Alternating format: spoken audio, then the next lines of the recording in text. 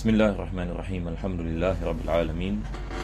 Wassalatu wassalamu ala asyrafil anbiya'i wal mursalin sayyidina Muhammadin wa ala alihi wa sahbihi ajma'in. Alhamdulillah, para jemaah dirahmati Allah Subhanahu wa taala. Pertama sekali kita memanjatkan kesyukuran kepada Allah dapat kita meneruskan pengajian hari ini dalam kitab Umdatus Salik karangan Al-Imam Ibn Naqib Al-Masri, dan kita masih berada dalam bab janazah. Pada kali yang lepas kita sedang membicarakan berkenaan dengan hukum ahkam yang bersangkut dengan mandi mayat, dan hari ini insya-Allah kita akan meneruskan ini kepada yang seterusnya, iaitu berkenaan dengan kafan.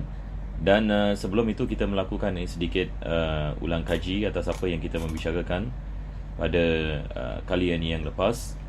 Maka pada kali yang lepas berkenaan dengan mandi jenazah, kita membicarakan ini tentang kewajipannya dari segi hukum ini fardu kifayah, dan apabila kita memandikan mayat maka diwajibkan kita mengambil ini air dan kita merangkumi ke semua yakni badannya. Disunatkan kita menekan yakni perutnya dahulu supaya kita mengeluarkan najis-najis ini yang ada yakni dalam badannya, dan selepas itu kita membasuh yakni kemaluannya. Dan diharamkan orang yang memandikan jenazah yang memegang ini aurat ini si mati, dan diwajibkan ini kita menutupnya dengan ini sesuatu. Biasanya apa yang kita melakukan adalah kita menggunakan ini kain ini yang tipis untuk apabila kita memandikannya. Dan apabila jenazah itu jenazah lelaki, maka ini memandikannya ini adalah lelaki. Yang lebih afdal adalah yakni ahli keluarganya. Kalau tidak ada maka orang luar ini lelaki. Begitu juga bagi wanita, kalau sekiranya jenazah seorang wanita, maka yang memandikan juga adalah yakni wanita. Maka diwajibkan yakni kita memandikan, dan begitu juga yakni sebelum yakni kita memandikan mayat, yakni kita niat memandikan yakni mayat yakni tersebut apabila kita mula melakukan mandi yakni tersebut. Dan selepas itu yakni penulis membicarakan setelah yakni kita selesai daripada memandikan yakni mayat yakni tersebut, maka yakni kita meletakkannya dan kita memulakan yakni untuk kita memakaikan yakni kafan ke atasnya. Ini yang akan insya-Allah taala kita akan membicarakan yakni pada pengajian yakni pada hari ini insya-Allah taala. Mudah-mudahan Allah Subhanahu wa taala memberikan kepada kita taufik ini dan hidayah, memberikan kepada kita kefahaman insya-Allah, memudahkan segala urusan kita di dunia dan akhirat. Amin ya rabbal alamin. Jadi insya-Allah ini kita kembali ini kepada kitab. Ini berkenaan ini dengan kafan. Jadi ini yang kita berhenti pada minggu yang lepas. Minggu yang lepas akhir sekali penulis mengatakan wa wajibuhu ta'mimul badani bil ma'. Ini seperti mana saya mengatakan tadi, wajib ini kita yakni memandikan mayat tersebut dan kita memastikan air sampai ini kepada semua ini bahagian ini badan. Sama ini hukum ini seperti mandi hadas ya. Summa yunashafu bi thawbin, kita keringkan badan ini si mati. Fa inna kharaja minhu syai'un ba'da ghusli kafahu ghusl mahal. Kalau sekiranya terkeluar najis daripada badan si mati, tak perlu kita ulangi mandi, kita hanya membersihkan tempat ini yang keluar najis itu. Selepas itu beliau mengatakan faslun fi bayanil kafan, yakni ini adalah berkenaan ini dengan mengkafankan ini si mati. Maka ini juga ini hukum fardu kifayah. Seperti mana kita mengatakan pada awal bab janazah, penulis ini mengatakan ada beberapa perkara yang merupakan fardu kifayah. Pertama sekali adalah mandi, kedua adalah kafan, ketiga adalah mengangkatnya ke perkuburan, dan akhir sekali adalah menanamkannya. Maka ini semua merupakan ini fardu kifayah yang diwajibkan ini atas umat Islam kalau sekiranya ada seorang muslim ini yang meninggal dunia di satu daerah. Maka beliau kemudian ini mengatakan summa yukaffanu, selepas yang ini dimandikan si mati itu dikafankan. Fa in kana rajulan nudiba lahu salasu lafaifa bidin marsulah. Maka kalau sekiranya si mati itu seorang yang ini lelaki, maka disunatkan kita menggunakan 3 kafan. Kita menggunakan yang ini tiga kafan yang menyelubungi badannya. Kalau lelaki yang ini kita menggunakan yang ini 3 yang ini kafan yang menyelubungi badannya. Tapi apa yang wajib adalah kafan yang menutup aurat. Ini yang akan disebutkan nanti. Tetapi yang sunnahnya adalah yang kita menggunakan 3 kafan yang merangkumi dan menutupi badannya. Dan disunatkan kita menggunakan kafan berwarna putih Ini berdasarkan dengan hadis Nabi SAW yang mana Nabi mengatakan ilbasul bayad. Yang ini dalam sebuah hadis Nabi SAW yang ini mengatakan pakailah yang ini pakaian yang yang putih, wa kaffinu bihi mautakum atau kama qala sallallahu alaihi wasallam, dan kafankanlah yang ini mayat-mayat kamu ini dengan yakni kafan yakni yang putih. Jadi daripada hikmah kenapa Nabi SAW menggalakkan kita apabila kita mengkafankan yang si mati, kita mengkafankan dengan kafan yang putih. Ini adalah sebagai sesuatu yang ditanda yang mana kita mengharapkan apabila kita mengharapkan yang dengan kita mengkafankannya dengan kafan yang putih, ini adalah ibarat yang dia bersih daripada dosa-dosanya. Yakni seperti mana baju yang putih yang bersih daripada kekotoran. Kita ada doa Nabi SAW ini sebagai misal dalam solat janazah, yang mana Nabi mengatakan Allahumma naqihi minaz zunubi kama yunaqqas saubul abyadu minad danas. Ya Allah, bersihkanlahnya daripada segala dosa yang dia telah melakukan seperti mana kain putih dibersihkan daripada najis ataupun kotoran. Jadi keputihan ini dia adalah tanda kesucian daripada dosa, tanda kebersihan. Dan Nabi SAW ini suka kepada warna putih dan menggalakkan kita memakai putih dan mengkafankan mayat juga ini dengan kafan yang putih. Dan mana lebih afdal kita menggunakan kafan yang baru ataupun kafan yang sudah dibasuh? Maka yang lebih afdal adalah kita menggunakan kafan yang sudah dibasuh. Ini yang disebutkan ini oleh penulis ini di sini, dan ulama-ulama kita mengatakan daripada sebabnya adalah dia lebih bertahan lama daripada kafan yang belum lagi dibasuh yang baru. Maka beliau mengatakan summa yukaffanu.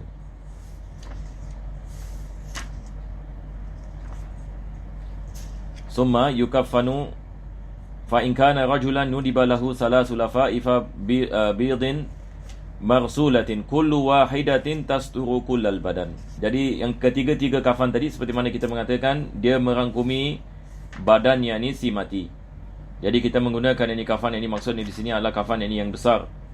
Kita menggunakan ini kafan ini yang besar. Kenapa yang ini tiga yang ini kafan? Sebab Nabi SAW apabila beliau ini wafat, maka beliau dikafankan yang ini dengan 3 kafan putih.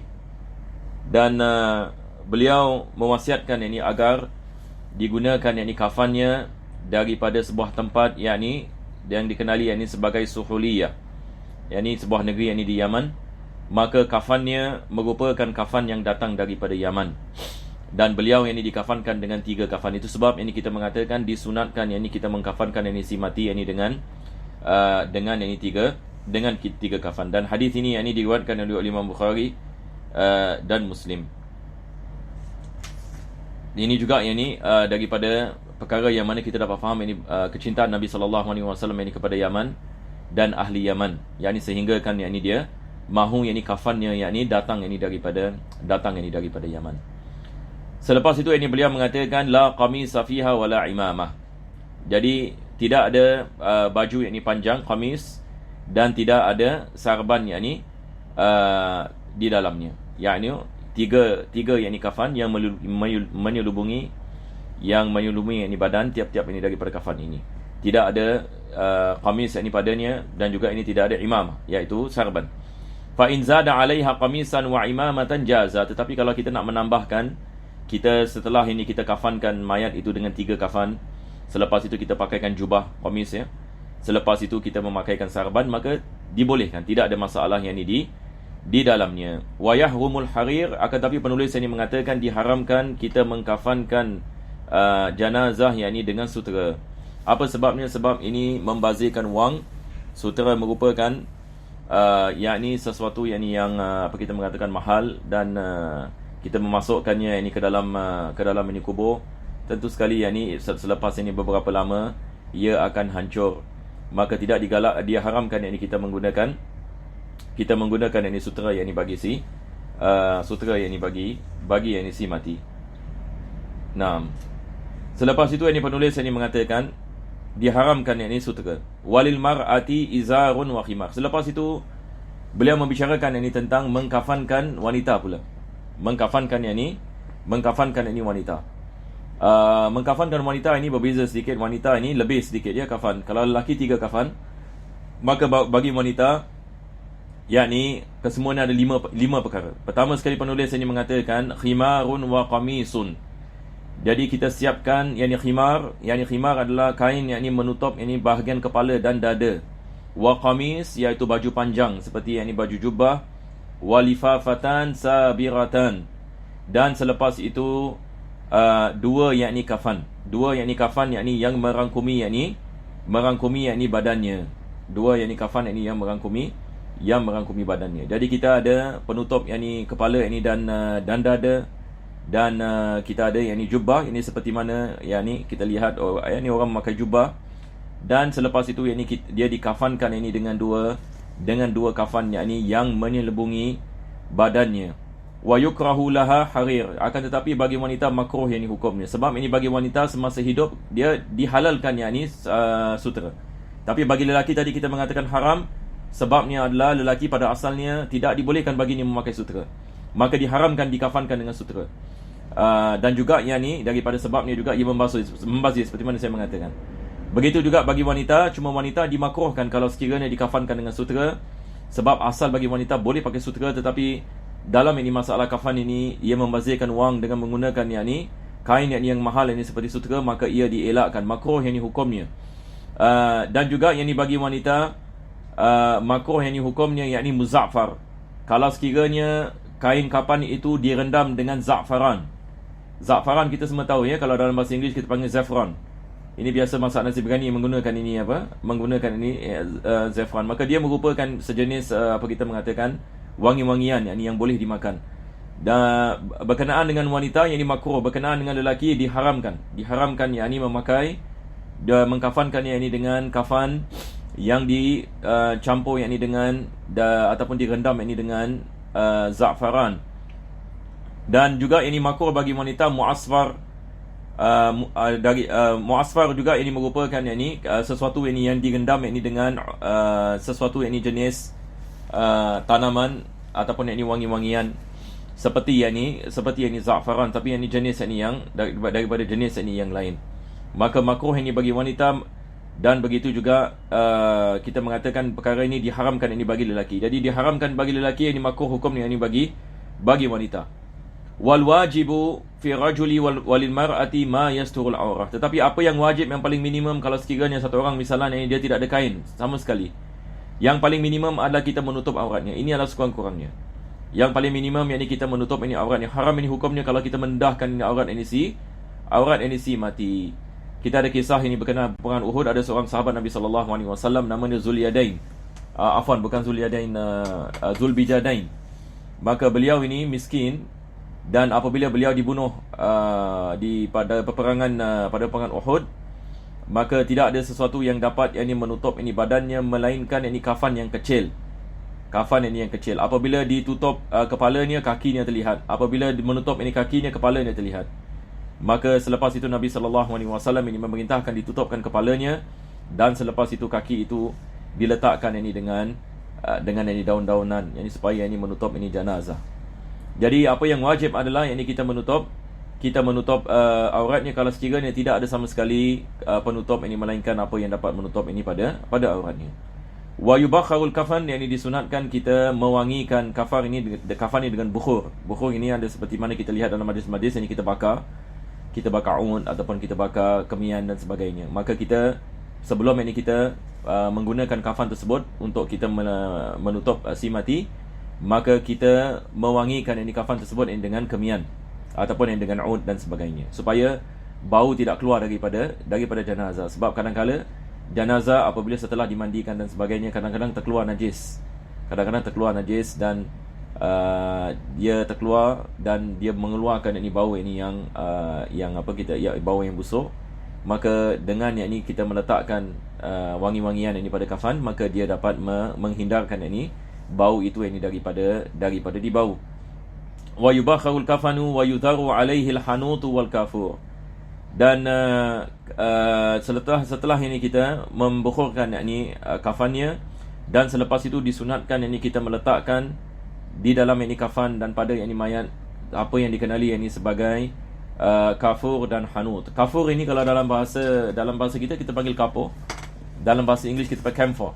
Kita panggil camphor. Ini boleh beli ini di pasaran. Hanut ini dia merupakan tumbuh-tumbuhan yang ada wangi-wangian. Yang ni seperti hari ini kita menggunakan apa kita mengatakan bunga-bunga yang wangi-wangi yang kita taburkan di atas kafan dan di dalam kafan. Ini semua adalah daripada perkara yang disunatkan.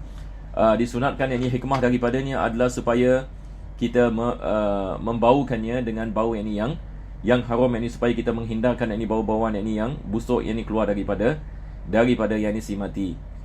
Jadi kita disunatkan kita meletakkan hanut, kita meletakkan kafur, kita meletakkan tumbuh-tumbuhan yang apa kita mengatakan ataupun daun-daunan ataupun bunga-bungaan yang wangi, bunga-bungaan yang wangi, supaya kita menghilangkan bau busuk.